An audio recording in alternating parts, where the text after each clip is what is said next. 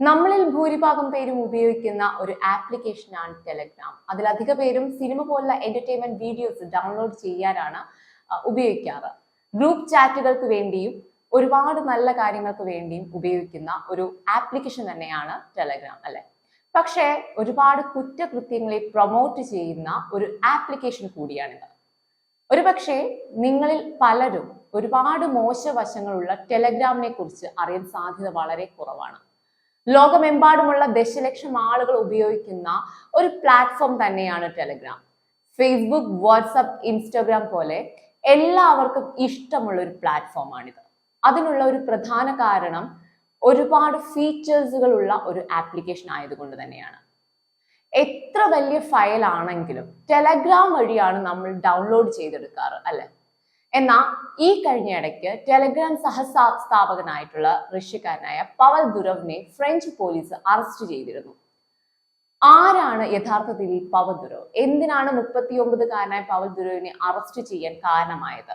ടെലഗ്രാമിലെ ചതിക്കുഴികൾ. ഇന്നത്തെ വീഡിയോയിൽ പറയാൻ ഉദ്ദേശിക്കുന്നത് ഇതെല്ലാമാണ്. ഞാൻ സ്വാതിശ്രീ കേസ്. Let us talk about everything. Welcome back to talk space.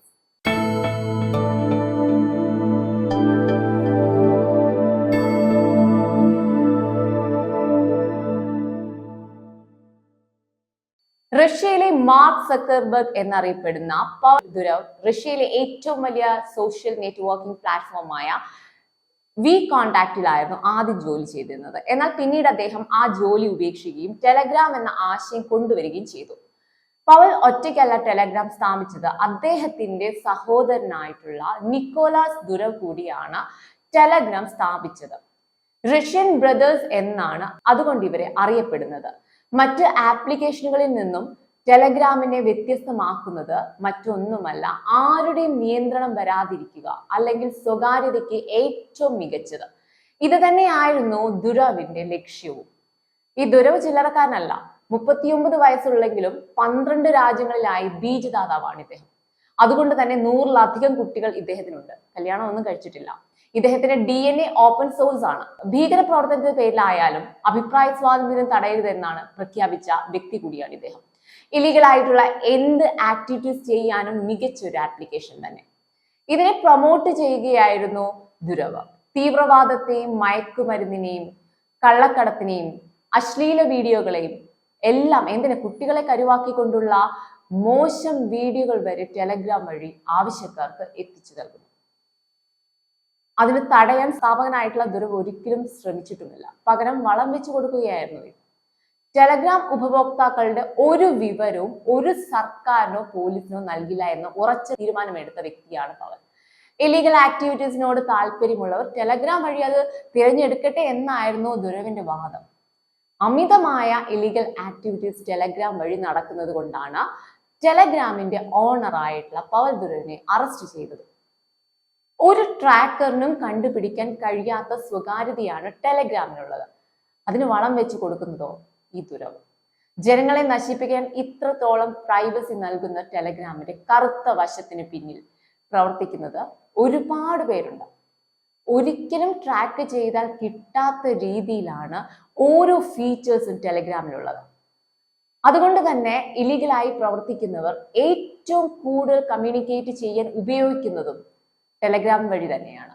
പ്രശസ്തമായിട്ടുള്ള ഒരു തീവ്രവാദ കേസ് ഉണ്ടായിരുന്നു കേരളത്തിലെ. സോണിയ സെബാസ്റ്റ്യൻ എന്ന ക്രിസ്ത്യൻ പെൺകുട്ടിയെ ലവ് ജിഹാദ് വഴി മതം മാറ്റി ആയിഷ എന്ന പേരിൽ വിവാഹം കഴിച്ച് അഫ്ഗാനിസ്ഥാനിലേക്ക് നാട് കടത്തിയത് നിങ്ങൾ എല്ലാവരും കേട്ടിട്ടുള്ള ഒരു വാർത്ത തന്നെയാണ്. അബ്ദുൾ റഷീദ് അബ്ദുള്ള എന്ന കൊടും കുറ്റവാളിയെ തിരിച്ചറിയാതെ തീവ്രവാദ ചുഴിയിൽ പെട്ടുപോയ പെൺകുട്ടിയാണ് ഈ സോണിയ സെബാസ്റ്റ്യൻ. ഇപ്പോഴും സോണിയ സെബാസ്റ്റ്യൻ അഫ്ഗാനിസ്ഥാനിലെ ജയിൽ അറകളിൽ തന്നെയാണ്. ഇവരുടെ ഭർത്താവായ അബ്ദുൾ റഷീദ് ഏറ്റവും കൂടുതൽ തീവ്രവാദ റിക്രൂട്ട്മെന്റ് കേരളത്തിൽ നിന്നും നടത്തിയത് ഈ ടെലഗ്രാം ഉപയോഗിച്ചായിരുന്നു. പ്രൈവറ്റ് ഗ്രൂപ്പുകളും ചാനലുകളും ഉപയോഗിച്ചായിരുന്നു തീവ്രവാദം നടത്തിയത്. അങ്ങനെ ഒരുപാട് പേർ ഇത്തരത്തിൽ ഈ പ്ലാറ്റ്ഫോം ഉപയോഗിച്ചിട്ടുണ്ട്. പോലീസിന് പോലും കണ്ടെത്താൻ കഴിയാത്ത ഫീച്ചറുകളാണ് ടെലഗ്രാമിലുള്ളത്. പവൽ ദുരവും അദ്ദേഹത്തിന്റെ സാങ്കേതിക വിദഗ്ധരും 1 മാസത്തിൽ കൂടുതൽ ഒരിടത്തും തങ്ങില്ല. കപ്പലിലും ബോട്ടിലും ഇരുന്നിവര് ടെലഗ്രാം ഫീച്ചേഴ്സ് പുതുക്കിക്കൊണ്ടേയിരിക്കും. 100 കോടി ജനങ്ങളാണ് നമുക്കറിയാം ടെലഗ്രാം ഉപഭോക്താക്കളായിട്ടുള്ളത്. അതിൽ 31 രാജ്യങ്ങളിൽ ഈ ടെലഗ്രാം നിരോധിച്ചിട്ടുമുണ്ട്. ഇന്റർനെറ്റ് സ്വാതന്ത്ര്യത്തിൽ വിട്ടുവീഴ്ച ഇല്ലെന്നാണ് ദുരവിന്റെ പ്രഖ്യാപനം.